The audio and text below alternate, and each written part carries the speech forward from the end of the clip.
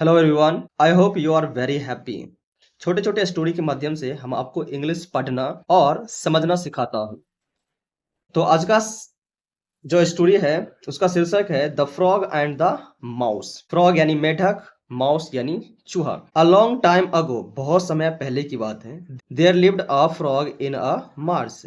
एक मेढक रहता था इन अ मार्स। मार्स का अर्थ होता है दलदल में। एक दलदल में मेढक रहता था। नियर बाय, उसी के नजदीक में। इन द सेम मार्स, उसी मार्स पर उसी के नजदीक में। Lived a mouse in a hole, एक चूहा रहता था होल में।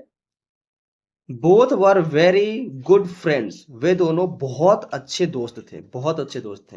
बट वन डे, लेकिन एक दिन, one day they got into a dispute. वे दोनों यानी वे लोग आपस में झगड़ गया। यानी उन दोनों में, डिस्प्यूट का अर्थ होता है विवाद होना। उन दोनों के बीच में वाद विवाद हो गया, झगड़ा कह लीजिए, हो गया। It was over the ownership. Ownership यानी इसका सेम, ऑनरशिप का अर्थ होता है कि मालिक कौन है, ऑफ द मार्स।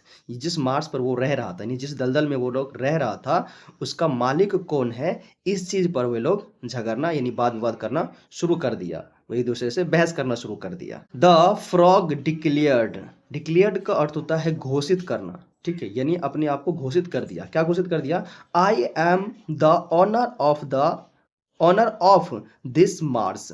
मेढक कहता है कि मैं हूं इस मार्स का मालिक। I have been living here for a long time. For a long time का अर्थ होता है बहुत दिनों से। कह रहा है कि मैं रह रहा हूं इस पर बहुत दिनों से।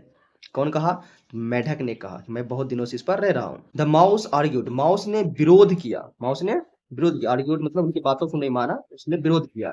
नो, कह रहा है कि नहीं। आई एम इट्स ऑनर, कह रहा है कि मैं हूं इसका मालिक। इट्स मतलब इसका, इट्स ऑनर, मैं हूं इसका मालिक, ऐसा चूहे ने कहा।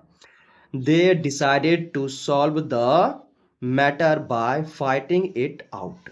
वे लोग डिसाइड किया यानी निर्णय लिया। डिसाइड मीन्स निर्णय लिया कि हम इस विवाद को कैसे सॉल्व कर सकते हैं। तो एक दूसरे से लड़ के, झगड़ के, ठीक है, हम इसे सॉल्व कर सकते हैं, हल कर सकते हैं। फाइटिंग, तो उन्होंने क्या किया कि हम कहा कि हम दोनों एक दूसरे से लड़ेंगे, जो जीतेगा वो इसका मालिक होगा। तो आगे कहते हैं द विनर वुड बी मतलब होगा, द ऑनर, ठीक है। जो जीतेगा, द विनर जो जीतेगा वो बनेगा क्या? मालिक बनेगा। Both armed themselves with sticks. वे दोनों, बोथ मतलब वे दोनों अपने हाथों में स्टिक्स ले लिया, ठीक है।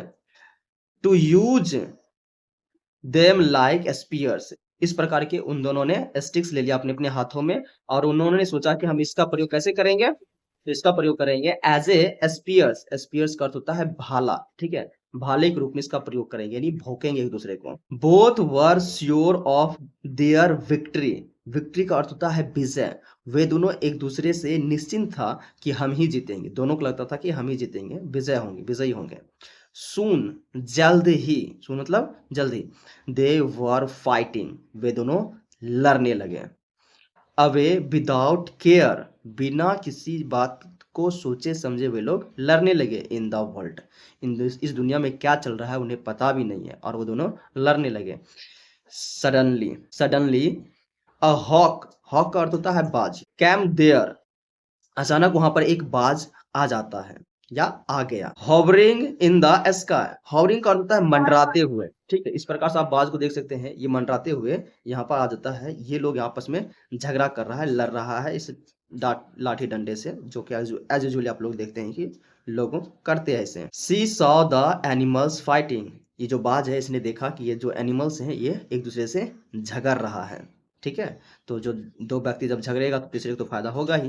तो वही हाल उसके साथ हो गया, ठीक है। जब दो व्यक्ति झगड़ रहा तो तीसरे को फायदा हो गया। एज सी वॉज हंग्री, यानी वो था कैसा? भूखा था। सी सुब्ड डाउन, भूखा था तो उसने क्या किया? उस पर झपट्टा मार दिया। इन दोनों पर क्या किया? झपट्टा मार दिया। और उसके जो क्लॉ हैं, पंजे हैं, like he caught both of them in her claws. और वो क्या किया? वो जो बाज था उन दोनों को अपने पंजों में पकड़ लिया। And carried them away to her nest, और उसे उन दोनों को उठा करके कहाँ ले गया? अपने नेस्ट में। तो अब आप सोचिए अपने नेस्ट में कोई ले जाएगा तो वो क्या करेगा उसे? तो इस प्रकार से ये कहानी खत्म होता है। That's all. Thank you very much. That's all.